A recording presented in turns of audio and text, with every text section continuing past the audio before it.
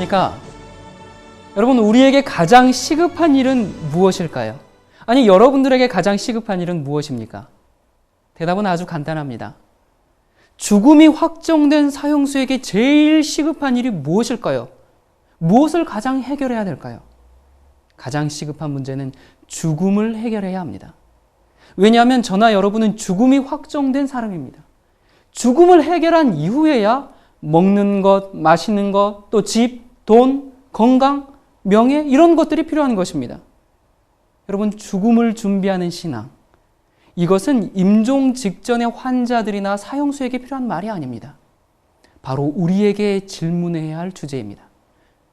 이 죽음을 준비하는 신앙이라는 것이 그렇게 말처럼 간단하고 쉬운 것이 아닙니다.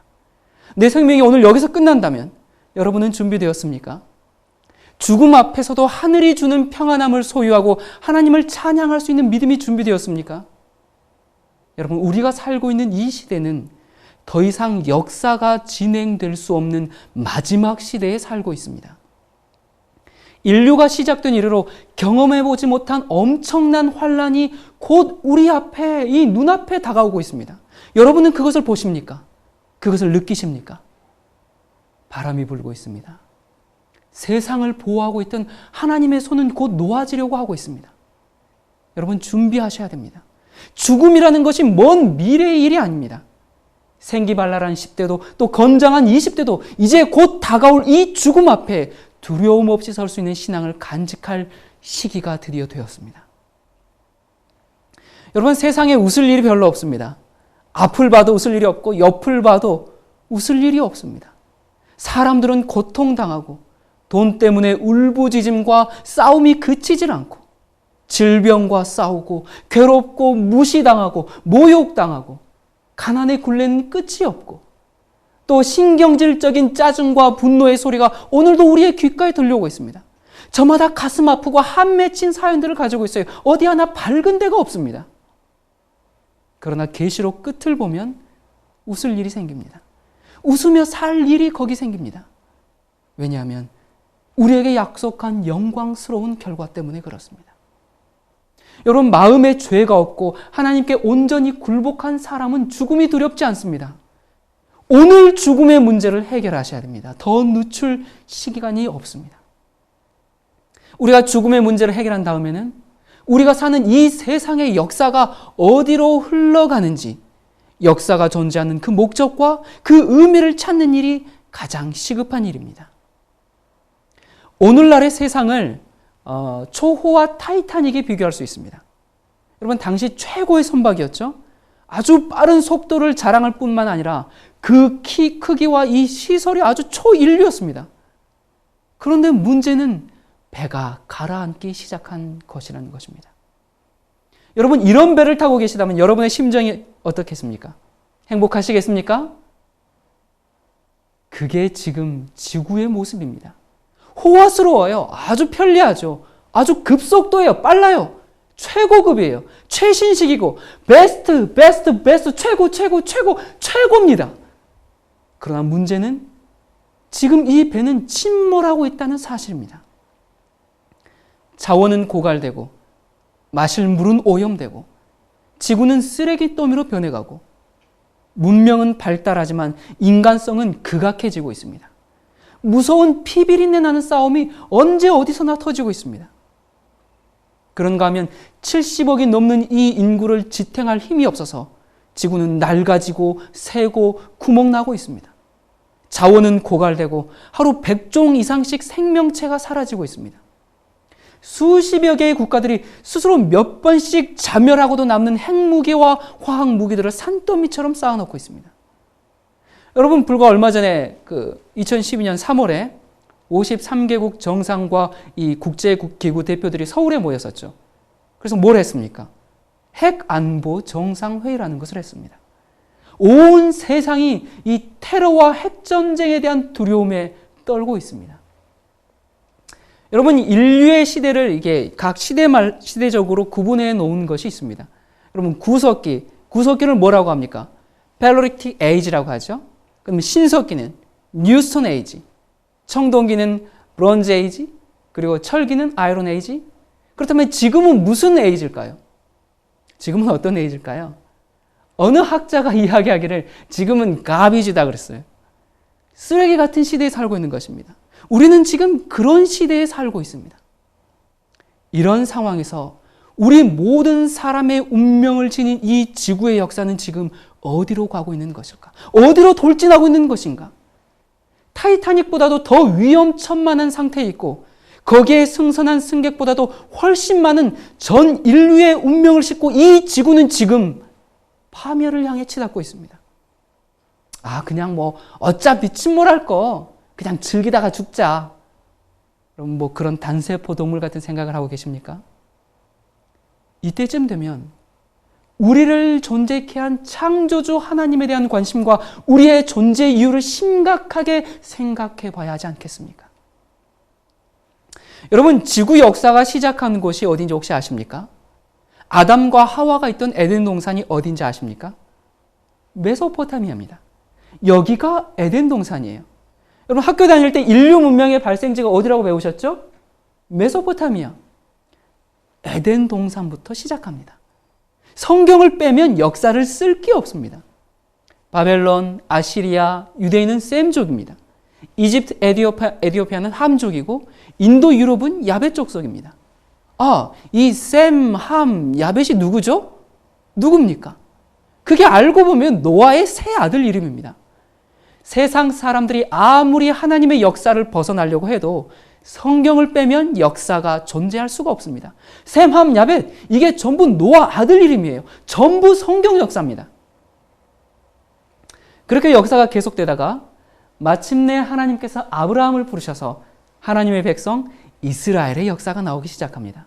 드디어 이제 이집트가 나오고 바벨론이 나오고 그 다음 페르시아가 나오고 그리스가 나오고 또 알렉산더가 나옵니다. 그 다음에 또 클레오파트라가 나오고 율리우스 시저가 나오고 그리고 세상 역사를 바꾼 예수 그리스도께서 탄생하심으로 BC에서 AD로 바뀌는 역사가 시작됩니다. 예수 그리스도의 탄생으로 말미암아 이 긴 역사가 두 동강이 났음을 우리는 얼마 전 시간에 확인했습니다. 그래서 역사를 거꾸로 세기 시작했죠. 이분의 탄생을 시점으로 1년, 2년, 3년 그렇게 다시 세기 시작한 겁니다. 이분을 중심으로 다시 셌어요.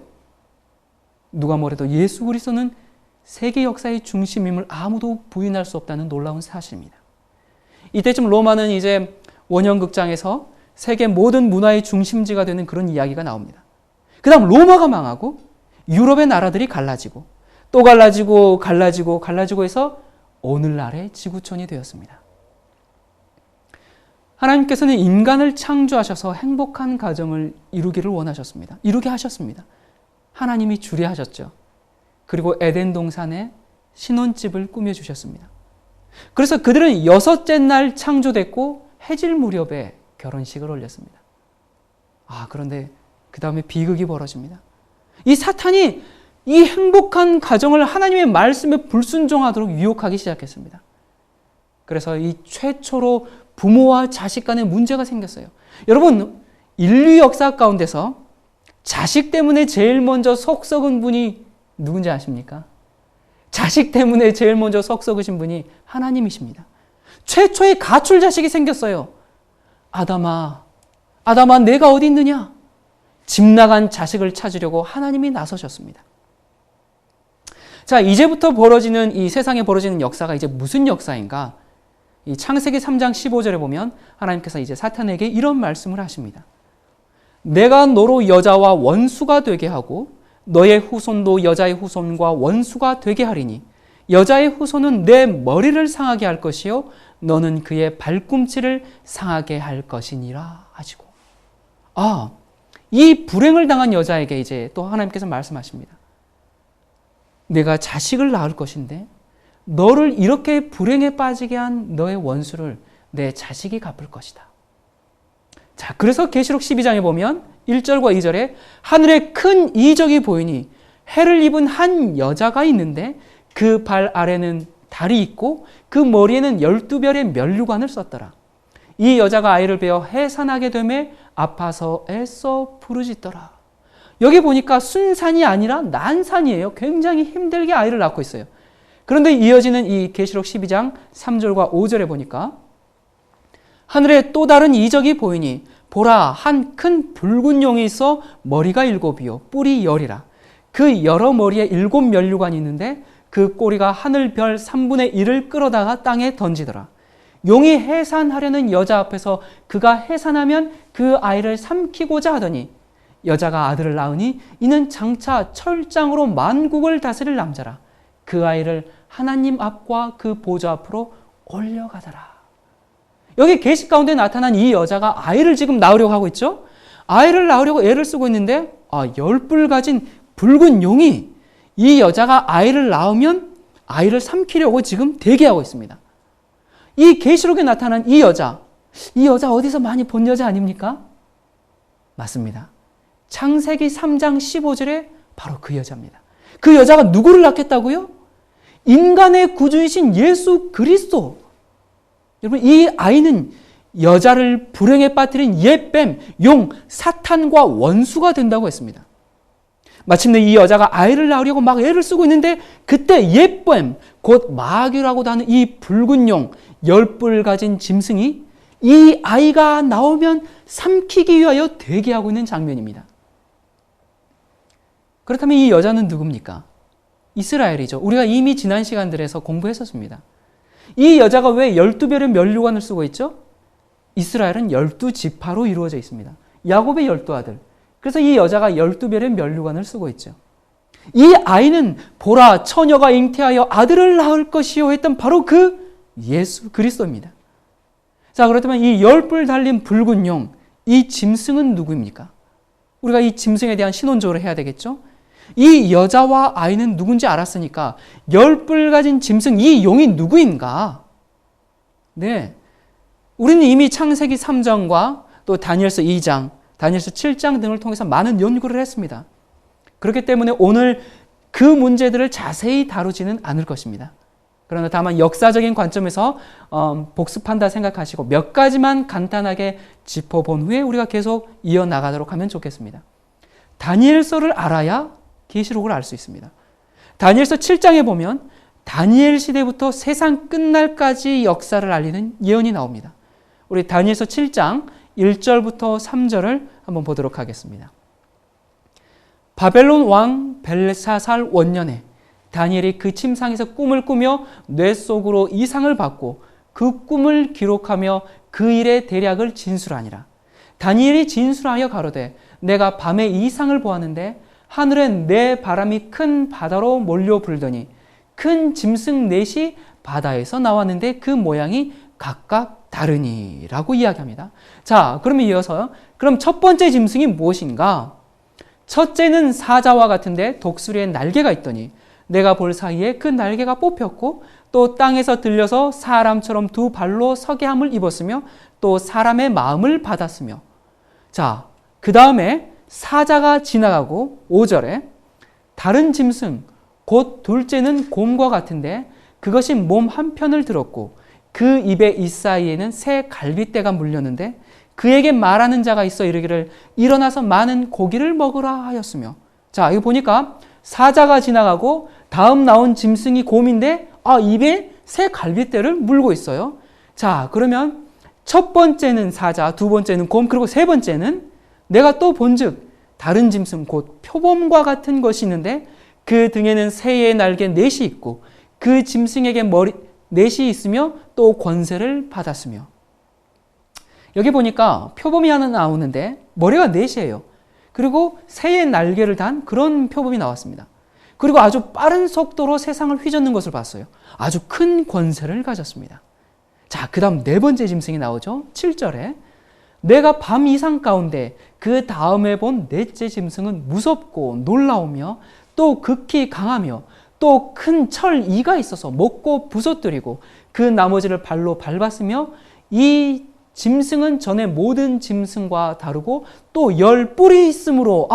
여기 보니까 이 짐승의 이름이 뭐죠? 짐승의 이름이 없어요. 짐승 이름은 그냥 무시무시한 괴물입니다. 그런데 이 짐승은 전에 모든 짐승과 다르고 또 몇 뿔이 있다고요? 몇 뿔요? 10뿔이 있다고 했습니다. 드디어 10뿔 가진 짐승을 찾아냈습니다. 바로 이 짐승이죠. 계시록 12장에 여자가 아이를 낳으면 삼키려고 준비하고 있던 아주 무시무시한 10뿔 가진 짐승의 정체가 드디어 나왔습니다. 이 계시록 12장의 그 무시무시한 짐승이 다니엘서 7장에 보니까 네 번째 짐승으로 나온 것입니다. 여러분, 바다는 세상이고요. 바람은 전쟁입니다. 짐승은 나라죠. 한바탕 전쟁이 일어날 때마다 강대국들이 일어납니다. 자, 이 다니엘 당시에 있었던 첫 번째 나라는 사자와 같이 생긴 바벨론입니다. 바벨론은 지금 있는 땅이죠. 이란의 수도인 바그다드 남쪽에 한 90km 지점에 가보면 흙더미 속에서 바벨론 성이 그대로 나왔습니다. 거기에 느부갓네살이라고 그렇게 이름이 찍힌 벽돌도 나왔어요. 그리고 그 벽에는 그 나라를 상징하는 사자 그림들이 나왔습니다. 그래서 사자는 바벨론의 상징이라는 것을 고고학으로 확인할 수가 있습니다. 사자는 바벨론입니다. 그런데 다니엘이 보니까 내가 보는 사이에 바벨론이 이 사자의 날개가 뽑히더니 무너져 버렸어요. 이 계시를 본 지 얼마 후에 BC 539년에 10월 13일 곰의 나라인 메데와 페르시아 연합군에게 정복을 당했습니다.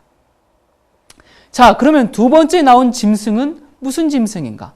그것은 곰의 나라인 지금의 이란입니다.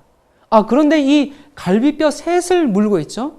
새 갈비뼈는 정복한 새 나라인데 그것이 바로 리디아, 그리고 신바빌로니아, 이집트 세 나라를 차례로 정복해서 근동을 통일했습니다. 누가 그렇게 했죠? 우리가 공부했었죠. 여러분 기억하십니까?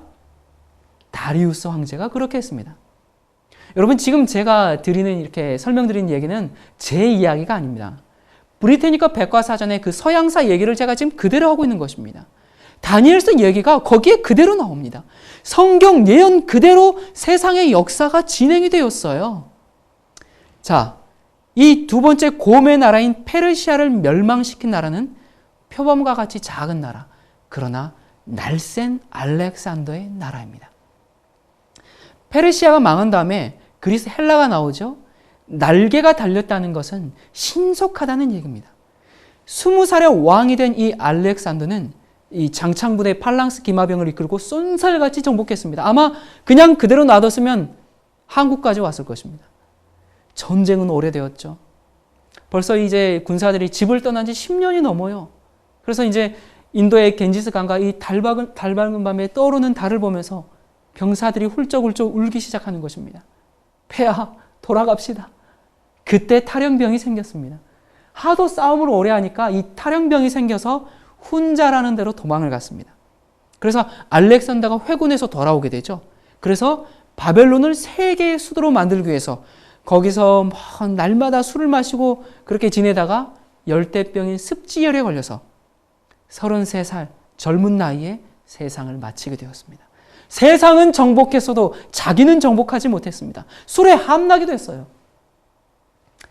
마지막 그 눈을 감으려 할 때 장수들이 모였습니다. 그래서 뭐라고 했죠? 장군님 폐하, 돌아가시면 이 나라를 누가 가지겠습니까?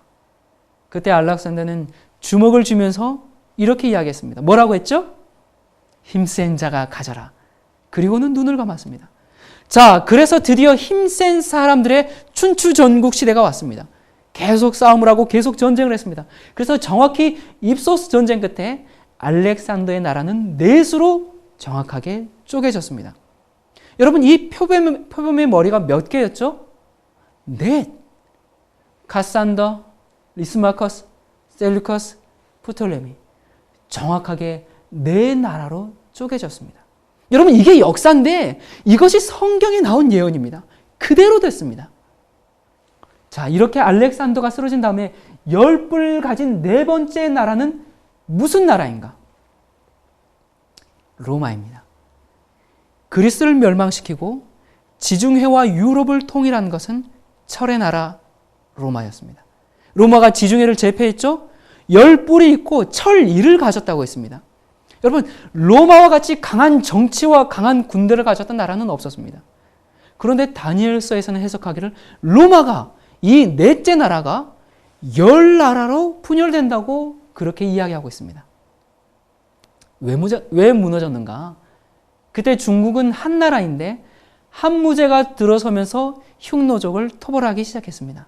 이 흉노족들이 갈 곳이 없어서 그때부터 비단 장사를 했는데 여기가 바로 비단 장사 왕서방이 다니던 길입니다. 그 길이 뭐예요? 실크로드라고 하죠. 그 길을 타고 계속 서쪽으로 옮기다가 동양에서는 흉노라고 그렇게 말하고 서양에서는 훈족이라고 부르는데 그들이 로마까지 밀려오는 것입니다. 그러다가 그들이 밀려와서 이 게르만 민족을 때렸어요. 게르만 민족을 치니까 게르만 민족이 일제히 로마로 내려왔습니다. 그래서 2500km 정도의 국경선이 무너지기 시작한 것입니다. 자, 이래서 이 4세기 말부터 로마가 딱 쪼개졌는데 정확하게 10나라로 쪼개졌습니다. 여러분, 우리가 이미 오래전 시간에 이것들에 대해서 다 공부를 했기 때문에 우리가 자세히 이것들을 다시 공부하지는 않겠습니다. 여러분, 서양의 역사가 쓰이기 전에 다니엘서에 쓰인 이 예언이 참으로 놀랍지 않습니까? 미리 쓰여진 이 예언. BC 553년 벨사살 왕 원년에 쓰인 그 예언이 역사에 그대로 이루어졌다라는 놀라운 사실입니다. 여러분, 예수님이 탄생하면 삼키려고 준비하고 있는 그 무시무시한 짐승이 로마입니다. 자, 왜 철이가 무섭다고 그랬는가? 예수님이 탄생하자마자 베들레헴에 헤롯의 군대가 들이닥쳤습니다. 헤롯은 로마가 세운 에돔 족속의 이방 왕이죠. 그 후 33년이 지나서 마침내 예수님을 십자가에 처형한 나라가 로마입니다. 십자가는 로마의 사형법입니다. 결국 예수님께서 이 무서운 짐승의 철이, 다니엘이 이 짐승의 철이가 무섭다고 했는데 예수님의 손발을 못 받고 옆구리를 찔렀던 그 날카로운 철은 메이드 인 로마입니다. 로마죄예요. 정확한 예언입니다. 자, 그러고 알고 보니까 창세기부터 예수님 당시까지 구약의 역사가 뭡니까? 하나님은 어떻게 하든지 창세기 3장 15절에 약속하신 그 메시아를 이 땅에 탄생시키기 위하여 애쓰시고 사탄은 이 아이가 나오면 어떻게 하든지 삼키려고 지금 애를 쓰고 있습니다. 여러분, 우리는 지금 4,000년을 공부했습니다. 4,000년의 역사가 이렇게 흘렀어요. 하나님은 복습을 참 많이 하십니다. 다니엘서에 보면 세상 역사를 4번 반복하십니다. 다니엘서 2장에 신상으로 세상 역사가 어떻게 끝난다는 것을 똑똑히 보여주셨습니다. 어떻게 끝났죠? 마지막에 사람의 손을 대지 아니한 뜨인 돌이 날아와서 신상을 무너뜨림으로 예수님의 재림이 세상의 끝을 가져온다고 말씀하셨습니다. 그리고 다니엘서 7장에서는요, 4짐승을 가지고 바벨론 당시부터 예수님 재림 때까지 자세하게 얘기하셨고, 또 8장에 우리가 공부했었죠? 8장에서도 그렇게 했고, 그리고 11장에 또 말씀하셨습니다. 그래서 우리는 다니엘서 2장, 7장, 8장은 모두 공부했기 때문에 오늘은 다니엘서 11장을 살펴보도록 하겠습니다. 자, 지금까지의 예언도 대단한데 다니엘서 11장에 무슨 내용이 나오는가? 여러분, 이 세계 전쟁사에서 가장 큰 일을 이룬 사람이 알렉산더 대왕입니다. 알렉산더가 세상 역사를 바꿔놨습니다. 하나님도 그건 미리 아십니다. 그래서 알렉산더 얘기를 다니엘서에 미리 예언해 놓으셨습니다. 자, 다니엘서 11장 3절입니다. 장차 한 능력 있는 왕이 일어나서 큰 권세로 다스리며 임의로 행하리라. 아, 여기 보니까 알렉산더가 예언되어 있어요. 그리고 4절. 그러나 그가 강성할 때 그 나라가 갈라져 천하 사방에 나누일 것이나 그 자손에게로 돌아가지도 아니할 것이요 또 자기가 주장하던 권세대로도 되지 아니하리니 이는 그 나라가 뽑혀서 이외의 사람들에게로 돌아갈 것임이니라. 여러분, 놀랍습니까? 아직 알렉산더의 할아버지도 안 태어난 그때인데 알렉산더가 아주 강할 때 그때 쓰러져서 그 나라가 사방 내수로 나뉜다고 그랬습니다. 그리고 이 나라가 자식에게로 돌아가지 않는다고 그랬습니다. 여러분, 본래는 왕이 죽으면 그 나라가 자식에게 물려받죠? 그런데 알렉산더는 이 싸움하러 다니느라고 친자식이 없었습니다. 그래서 장군들에게 넘어간 것입니다. 여러분, 서양 역사에 나오는 이 중요한 인물인 알렉산더가 다니엘서에 예언되었습니다. 구전에 의하면 이 사도 바울이 마케도니아인 환상을 보고 헬라로 가게 되는데 그때 그 본 마케도니아인이 바로 알렉산더를 보고 갔다. 그런 이야기도 있어요. 그만큼 알렉산더가 서양사에서 차지하는 비중이 큽니다. 그런데 다니엘서를 읽어보면 알렉산더가 죽은 다음에 나라가 넷으로 나뉘었는데 넷 중에 이 리스마커스와 카선다는 도중에 이제 하차하게 됩니다. 그리고 남방왕과 북방왕 둘만 남게 됩니다. 북쪽에는 이 셀류커스라는 장군이 시리아를 만들었고요.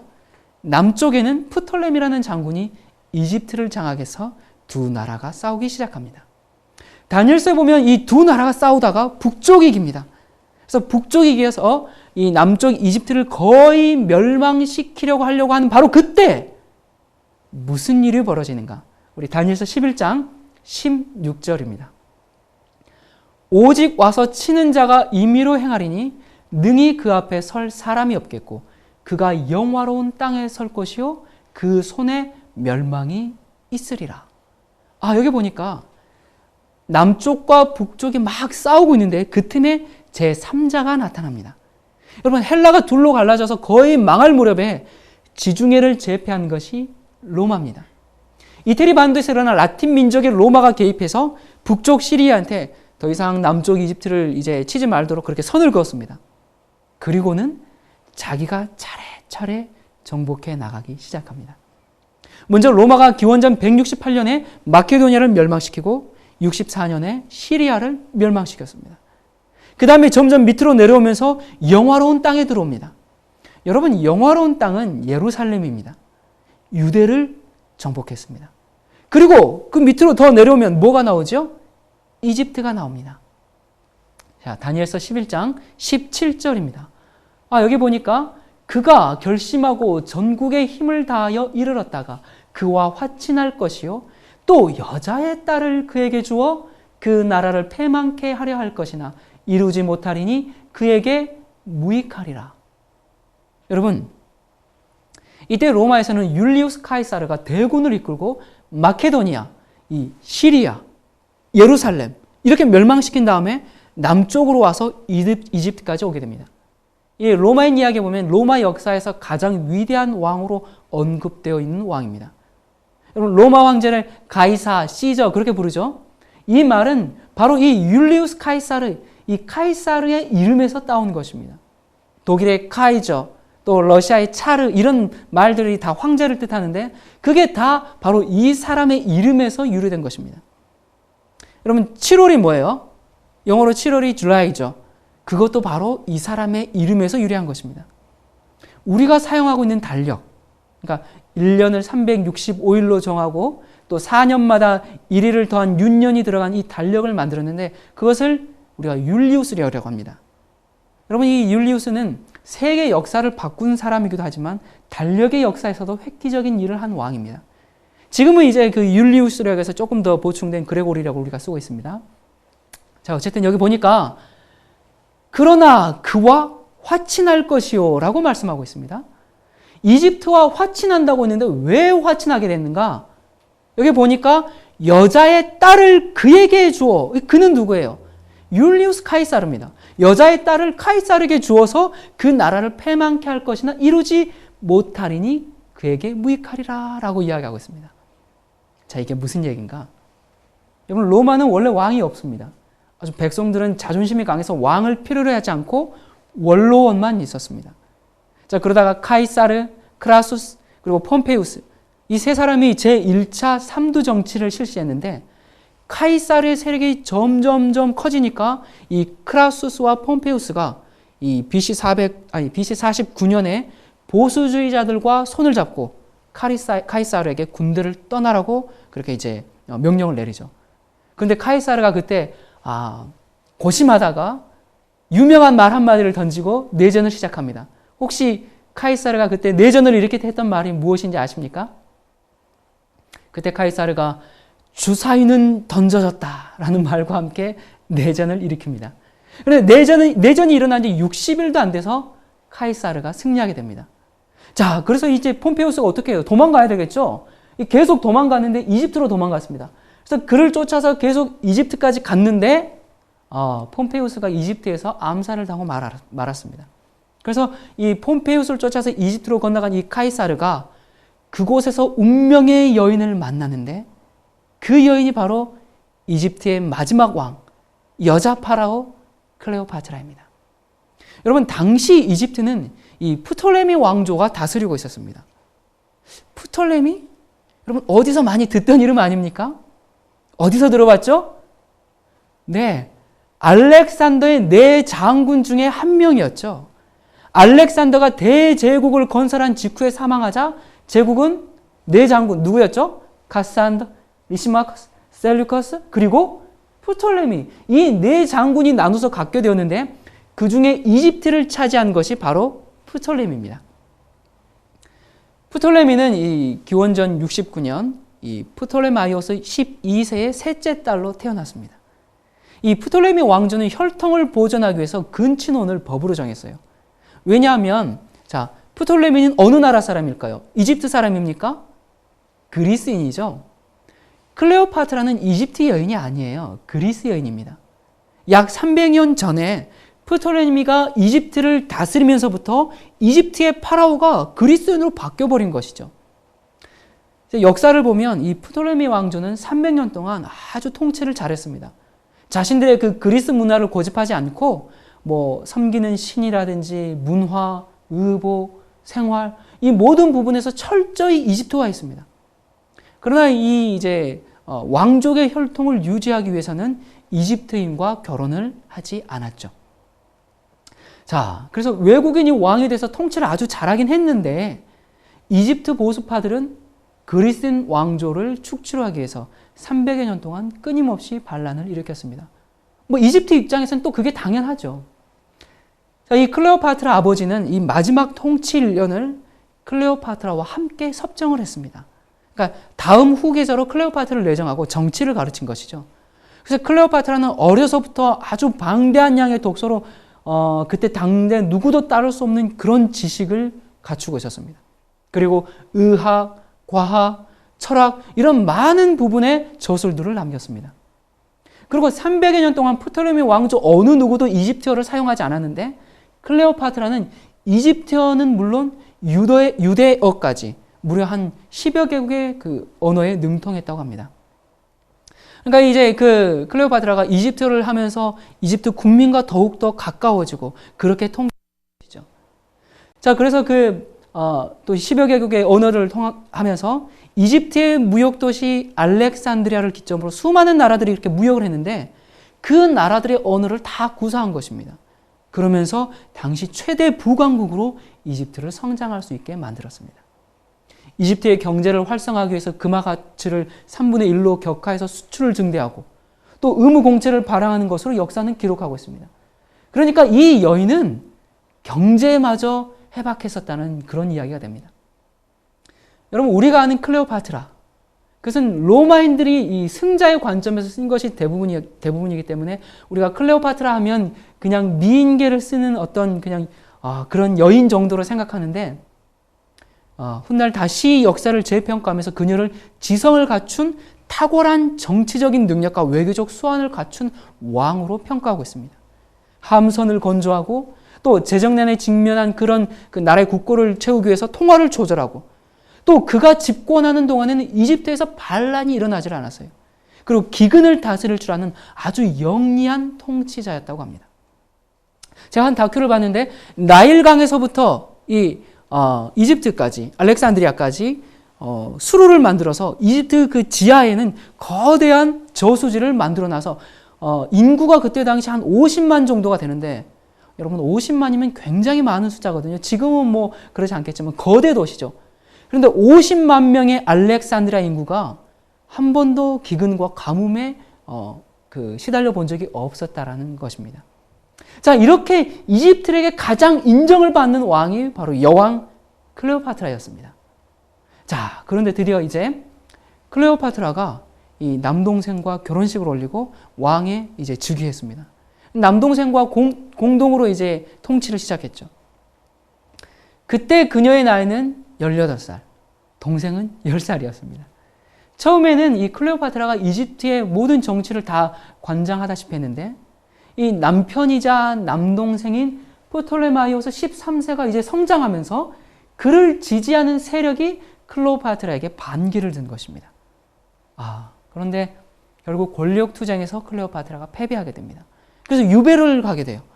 근데 그때 유배를 가게 되었는데 아까 등장했던 로마의 율리우스 카이사르가 폼페이우스를 추격을 삼아 이제 왔는데 그걸 빌미 삼아서 이집트를 점령하고자 내려온 것이죠. 자, 여러분 내부적으로는 이 자국민들의 반란을 끊임없이 다스려야 되죠. 그리고는 또 남동생과 왕권 다툼을 해야 되죠. 그런데 외부적으로는 로마가 침략해 내려왔어요. 이 위기에 처한 나라를 지키기 위해서 이 클레오파트라는 눈물겨운 외교술과 지략을 펴나가기 시작합니다. 이런 클레오파트라를 혹자는 이집트의 잔다르크다라고 부르기도 해요. 그것은 제어의 평가는 아닙니다. 자, 이집트에 내려온 이 로마의 권력자 율리우스 카이사르를 만나기 위해서 클레오파트라가 어떻게 카이사르를 만나게 되죠? 그것도 아주 유명한 일화가 있죠. 클레오파트라가 이제 그 양탄자 위에 자신의 몸을 둘둘 말아가지고 신하들이 양탄자를 어깨에 메고 카이사르에게 선물을 가져왔다고 하면서 그에게 갑니다. 이제 큼직한 양탄자를 이제 딱 가지고 오니까 카이사르가 아주 호기심이 발동했겠죠. 그래서 이제 양탄자를 풀어보라 했는데 양탄자를 주르륵 푸니까 여러분 이게 웬일입니까? 양탄자를 펼치기가 무섭게 그냥 아주 눈부시게 아름다운 발라의 여왕이 비너스처럼 솟아오르는 것이 아닙니까? 이렇게 해서 로마 최고의 실력자인 카이사르와 22살 클레오파트라의 운명적인 첫 만남이 이루어지게 됩니다. 그래서 클레오파트라는 이 알렉산드리아 전쟁을 통해서 그녀의 정적을 모두 제거하고 이집트의 안전과 독립을 보장받는 대신에 시저의 카이사르의 여인이 되었습니다. 자, 여러분 이 얘기가 성경에 예언되어 있어요. 왜냐하면 클레오파트라는 역사를 바꾼 사람이기 때문에 그렇습니다. 그러나 여기 보니까 뜻을 이루지 못하겠다라고 했어요. 자, 이 카이사르가 로마로 돌아갔는데 로마에서 뒤숭숭한 일이 벌어집니다. 다니엘서 11장 19절입니다. 그가 드디어 그 얼굴을 돌이켜 자기 땅 산성들로 향할 것이나 거쳐 넘어지고 다시는 보이지 아니하리라. 이게 무슨 일인가?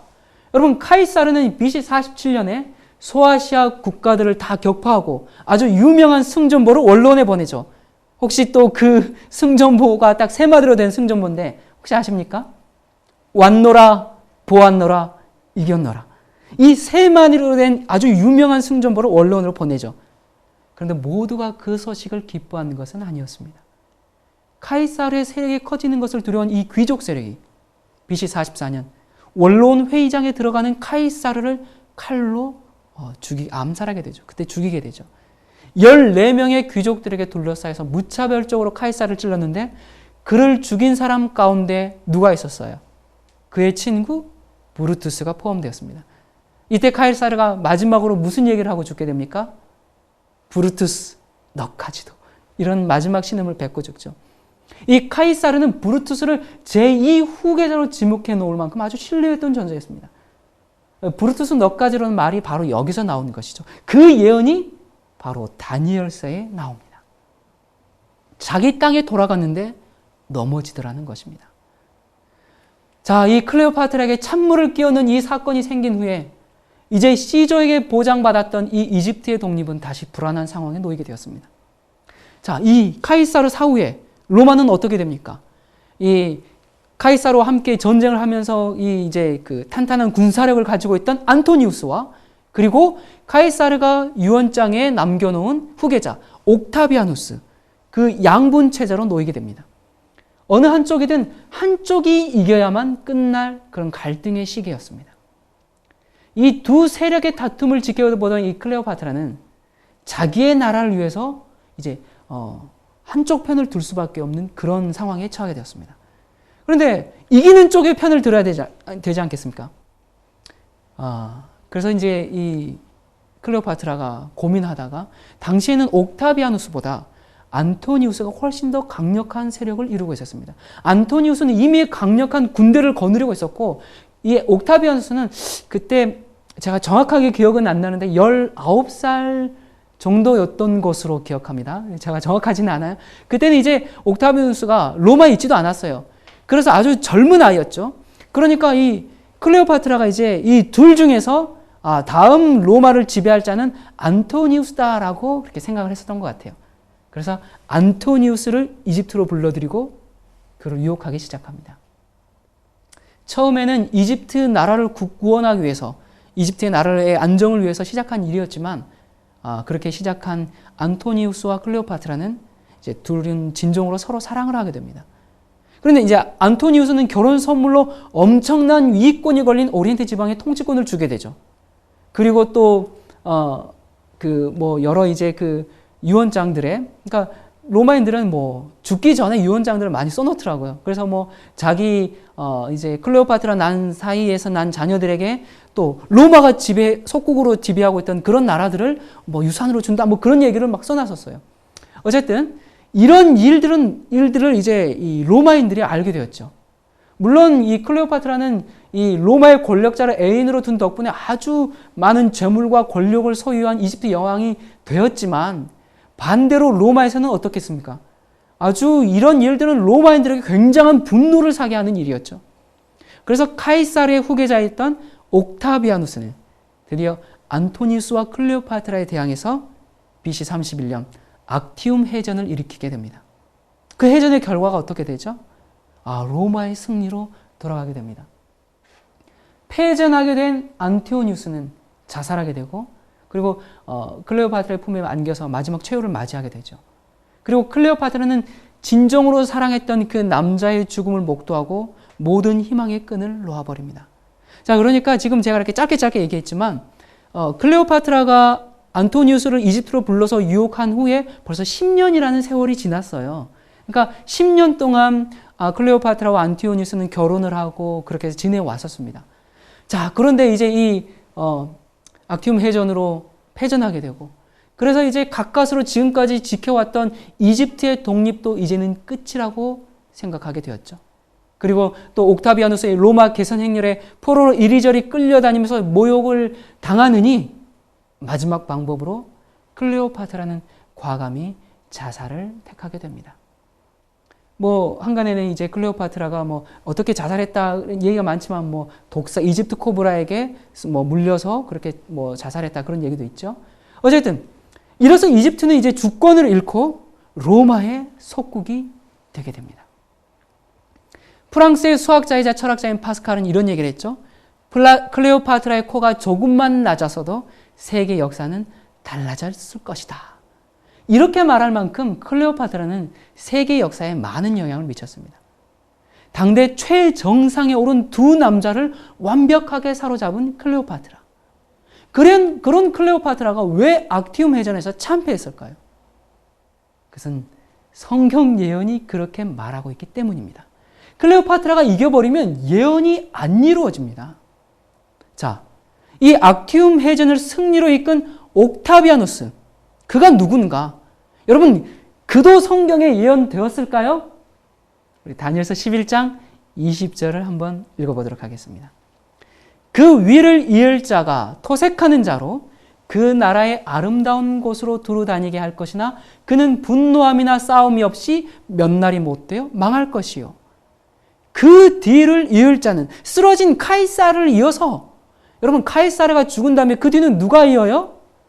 카이사르가 죽기 전에 써놓은 유언장에 보면 자신의 조카 옥타비아누스, 그러니까 이 옥타비아누스를 훗날 뭐라고 부릅니까?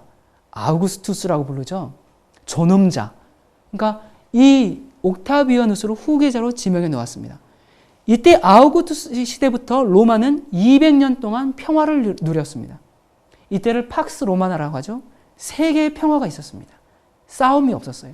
자, 그런데 여기 보니까 이 황제는 무슨 황제요? 토색하는 황제다라고 그렇게 이야기하고 있어요. 이 토색이라는 말은 세무 용어입니다. 그러니까 이 사람은 세금을 거두는 황제라는 말이에요. 성경에 보니까 이 아우구스투스가 세금을 걷는 일을 할 것이다, 그렇게 써 있어요.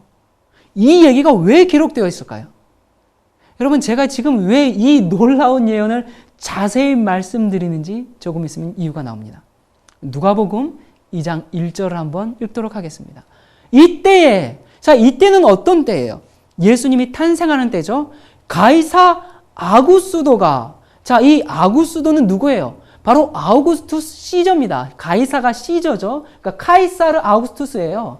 그러니까 이 아우구스투스 시저가 예수님이 탄생할 때 로마 황제는 지금 본 다니엘서에서 우리가 지금 확인한 아우구스투스 시저, 그러니까 옥타비아누스입니다.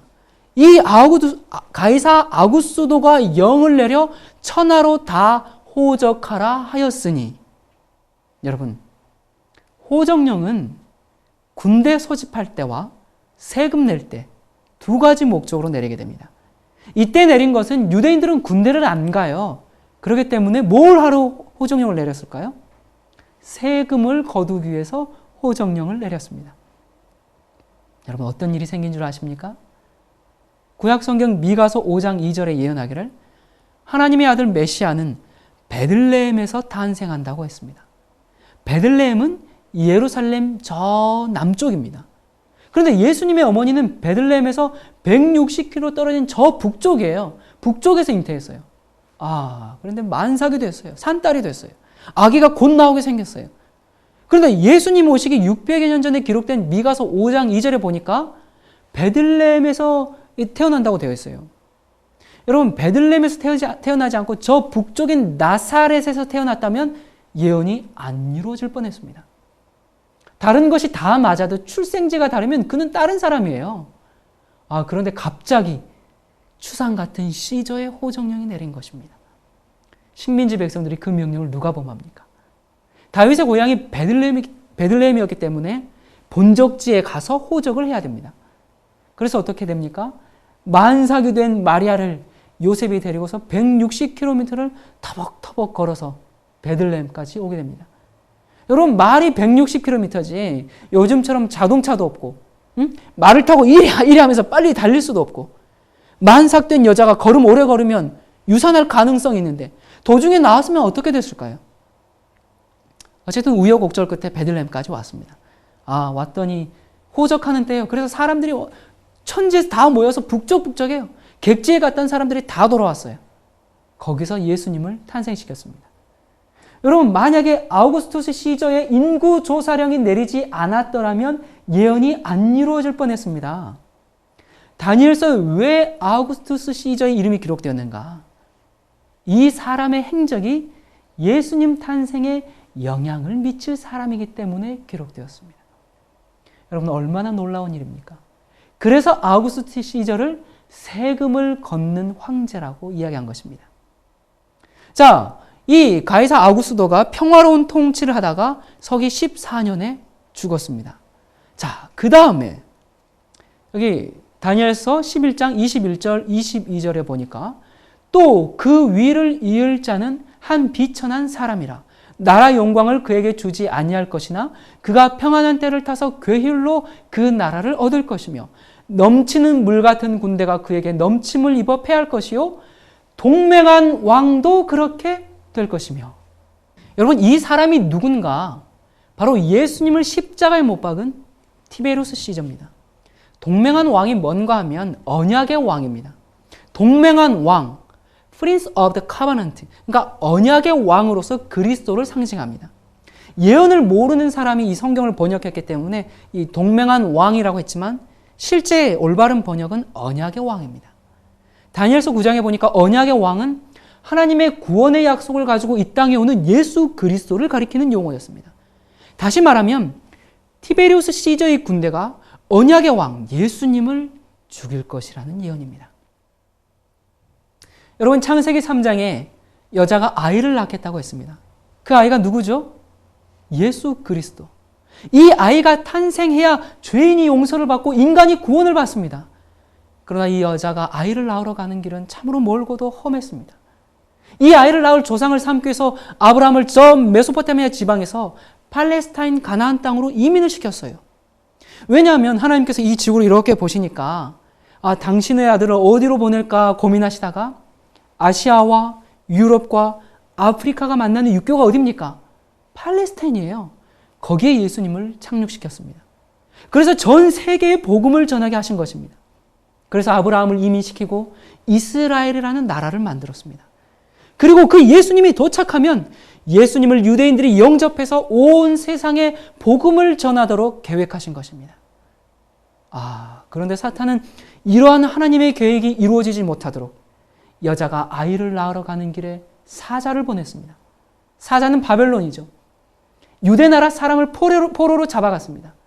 다니엘과 세 친구가 바벨론에 가서 죽을 고생을 하게 되었어요. 풀무불에 들어가고 사자굴에 들어가고, 그러나 70년 만에 빠져나왔습니다. 사탄이 보니까 이 여자가 아이를 낳으면 자기 머리가 부서지거든요. 어떻게 하든지 이 여자가 아이를 못 낳게 하기 위해서 이 여자를 잡아갔는데 70년 만에 살아 돌아온 것입니다. 그랬더니 누가 나왔어요?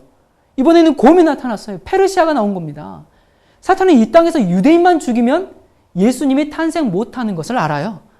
그래서 페르시아 시대, 페르시아 궁전에서 문지키던 모르드게라는 한 사람하고 국무총리 하만하고 인종 싸움이 벌어지게 됩니다. 그래서 전 페르시아 영토 안에 있는 유대인들을 전부 죽이라는 명령을 내리게 되죠. 왜요? 유대인을 전부 죽이면 예수님이 탄생하지 못하니까. 그런데 그때 하나님께서는 이때를 준비하여서 미인계를 사용하셨습니다. 이민 2세대는 유대인 여자가 왕의 부인이 됐고 유대인인 것을 감추고 살다가 죽으면 죽으리라, 그렇게 왕의 허락을 받아내서 유대인을 살려냅니다. 그리하여 곰을 물리쳤습니다. 곰을 물리쳤더니 그 다음 뭐가 나왔습니까? 헬라가 나왔죠. 사탄이 유대인을 이렇게 핍박으로 이기지 못하자 그리스의 철학과 문학으로 종교를 무너뜨리기 시작했습니다. 이때 영혼불멸 사상이 유대교에도 들어왔습니다. 사람이 몸은 죽어도 혼은 살아있다는 것이 성경의 가르침이 아니라 헬라 사상입니다. 소크라테스, 플라톤, 아리스토텔레스의 사상이에요. 그래서 사두개인과 바리새파로 나뉘었죠. 그리고 스포츠. 여러분, 헬라가 올림픽 나라입니다. 여러분, 우리 지금 하고 있는 올림픽이 어디서 유래돼서? 그리스에서 왔죠. 예루살렘에 큰 스타디움을 세웠어요. 그때 당시 기록을 보면 안식일에 제사장들과 이 신자들이 성전에 가서 예배드리는 것보다 잠실 경기장에서 한일 축구하는 게 그게 더 보고 싶어서 마음이 다 그리로 간 것입니다. 스포츠를 종교로 만들었어요. 여러분, 지금도 마지막 예수님의 재림이 가까울 때 사탄은 인간이 가져야 할 제일 깊은 관심을 스포츠나 다른 흥행에 돌림으로 우리의 관심을 다가오는 세상의 종말과 예수님의 재림에 맞추지 못하도록 힘쓰고 있다는 사실을 기억하시기 바랍니다. 드디어 예수님이 탄생하려고 할 그때 사탄은 네 번째 무시무시한 짐승을 준비했습니다. 바로 그게 로마죠. 창세기 3장 15절에 약속된 대로 유대 민족을 통하여 예수님을 이 땅에 보내시는 길은 참으로 험하고 거친 길이었습니다. 이때를 위하여 아브라함을 부르셔서 예수님 오시면 마중 나와서 영접하라고 이스라엘을 세워놨는데 예수님이 탄생했을 때 세상에 아무도 몰랐습니다. 심지어는 방 하나가 없어서 짐승들이 기거하는 그런 굴에서 탄생했습니다. 아이고, 보아하니까 돈도 없는 것 같고 아줌마가 우리 집에서 몸 풀면 우리 장사 망해요. 비즈니스는 잘했지만 영생을 잃었습니다. 사랑하는 여러분, 예수 그리스도를 받아들이면 당장 손해가 온다고 생각해서 그리스도를 포기하면 영원한 생명을 잃는다는 사실을 기억하시기 바랍니다. 그가 벌은 돈, 그가 얻은 유익 다 어디 있습니까? 예수님이 탄생한 다음에 이 아이를 데리고 성전에 바치러 갔습니다. 이 성전은 장차 하나님의 아들이 올 때를 기다리면서 세워진 것이에요. 양을 잡고 하다가 예수님이 십자가에 돌아가시면 바꾸기로 되어 있었죠. 그렇기 때문에 누구든지 맏아들은 양 한 마리와 함께 성전에 바쳤습니다. 정 가난해서 양이 없으면 비둘기를 바치게 됩니다. 예수님의 부모는 너무 가난해서 이 비둘기 한 마리 가져갔죠. 제사장이 이제 딱 이렇게 보니까 가난한 사람이 오거든요. 얘 이름이 뭡니까? 예수입니다. 예수? 그리고는 제물로 양도 못 가져오고 비둘기 가져온 거 보니까 가난한 사람이거든요. 아무렇지도 않게 이 아이를 안았습니다. 이 제사장이 왜 있는 사람이에요? 바로 이때를 위하여 있는 사람입니다. 이 아이를 기다리는 사람이에요. 이 아이 때문에 밥 먹는 사람이에요. 그런데 이 제사장의 눈에 아이가 보이지 않은 것입니다. 예수님을 안았는데도 왜 아이가 보이지 않았어요? 이 제사장들은 그 당시 자리를 차지하려면 돈이 많이 필요했습니다. 그래서 돈을 어디서 구했습니까? 사람들이 재물을 가지고 오면 그 재물에다 트집을 잡았죠. 구원을 받아보려고 재물을 끌고 오면은 뭐 털이 빠졌다, 발톱이 닳았다, 뭐 흠이 있다, 그러면서 퇴짜를 놔버려요. 그러면서 성전 안에서 팔고 있는 그런 다른 가축업자에게 특허를 내줘서 성전 안에 가축시장 가설 특허를 내줘서 그 사람들에게 돈을 많이 받았어요. 그래서 거기서 환전을 했죠. 성전 안이 장터가 됐어요. 이렇게 재물이 퇴짜받은 사람들이 그 사람들한테 가서 재물을 다시 사야 했고, 이 제사장들 눈에 돈밖에 안 보여요. 그러니까 가난한 사람이, 이 시골 사람이 양도 못 가져오고 비둘기 가져온 거 보니까 그런 아이가 눈에 띌 리가 없어요. 예수? 그러면서 하나님의 제단에 바치고 명단에 예수라고 썼습니다. 그러고도 못 알아본 것입니다. 하나님의 아들이 이 땅에 오셨는데도 알아보는 사람이 없었습니다. 사탄이 얼마나 애를 썼는지 하나님의 아들이 와도 아무도 영접치 않게 만든 것입니다. 여러분, 예수님의 초림 때 그랬던 사탄이 재림 때 그렇겠습니까? 안 그렇겠습니까? 사탄이 착해졌습니까? 그때 당시 수백 가지 예언을 다 이루고 정한 시간, 정한 자리에 왔는데도 백성들이 영접지 않았습니다. 그런 비극이 예수님 재림할 때 또다시 있을 것입니다. 사탄은 그때보다도 더 교활해졌습니다. 어떻게 하든지 예수님을 영접치 못하도록 우리 마음을 세상적인 욕심으로 차게 만듭니다. 여러분, 우리는 초림 때 있었던 그 불행한 일을 반복하지 않아야 할 것입니다. 여러분, 그러고 보니까 예수님이 세상 역사의 중심입니다. 알고 보니까 이 창세기부터 예수님 탄생까지 4,000년의 구약의 역사가 예수님을 탄생시키려는 하나님과 이것을 막으려는 사탄의 무서운 싸움이었습니다. 가이사르가 100만 대군을 이끌고 정복에 나섰을 때, 또 그를 유혹하기 위하여 양탄자 속에 들어갔던 클레오파트라, 우리는 세상 역사를 그 사람들이 주장하는 줄 알았습니다. 그러나 알고 보니까 세상 역사는 예수님에게 달렸다는 사실입니다. 저는 지금 이루어진 역사를 말하고 있는 것입니다. 이분 때문에 세상 역사는 완전히 뒤집혔습니다. BC와 AD로 나뉘었어요. 여러분, 이분을 영접하는 사람이 역사의 주인공이 됩니다. 알렉산더, 또 카이사르, 이 사람들은 역사의 조역이었지 주연이 아니었습니다. 그러나 고개를 잡던 베드로가 예수님을 영접해서 역사의 주인공이 되었습니다. 예수님이 나를 따르라 라고 말했을 때 베드로가 아이고 예수님, 저는 처자식이 있어서 밥 먹여 살려야 됩니다. 그러면서 쫓지 않았다면 갈릴리에서 고기 잡던 베드로가 잘 돼봐야 갈릴리 어물도매상으로 끝났습니다. 그러나 그는 예수님을 영접했습니다. 그리고 베드로는 역사의 주인공이 되었어요. 남편을 5번이나 바꿨지만 팔자가 풀리지 않았던 사마리아 여인이 예수님을 영접함으로 역사의 주인공이 되었습니다. 이분이 드디어 땅에 왔고 약속대로 십자가에 달려 돌아가시고 우리를 죄에서 구원하셨습니다. 그리고 3일 만에 부활한 다음 하나님의 보좌 앞으로 승천하셨습니다. 이분이 다시 올 것입니다. 과거의 역사는 초림을 위하여 흘렀듯이 이제부터 나머지 역사는 이분이 다시 오시는 재림을 향하여 간다는 사실을 명백히 아시게 되기를 바랍니다.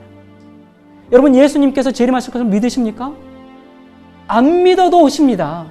우리가 준비됐든지 안 됐든지 예수님은 오십니다.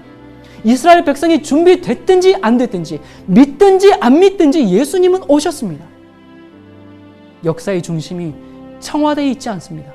백악관에 있지 않습니다. 바티칸에도 있지 않습니다. 세상 역사의 길이 지금 여러분의 마음 가운데로 지나가고 있습니다. 예수 그리스도의 다시 오심을 위해서 준비하시기 바랍니다. 그렇다면 여러분이 역사의 주인공이 된다는 사실을 기억하시기 바랍니다.